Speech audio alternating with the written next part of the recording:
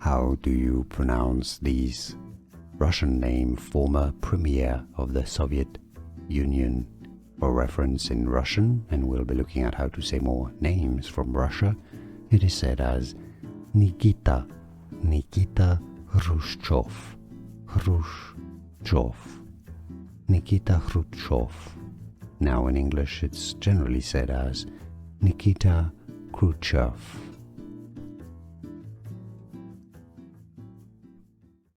How do you pronounce these? Russian name, former premier of the Soviet Union.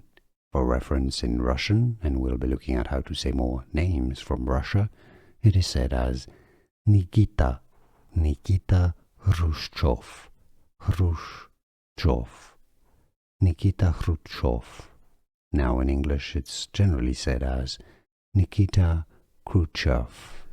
Here are more videos on how to pronounce more confusing words and names too many mispronounced. Like this video if you found it useful. I appreciate your support. I'll see you soon and thanks for watching.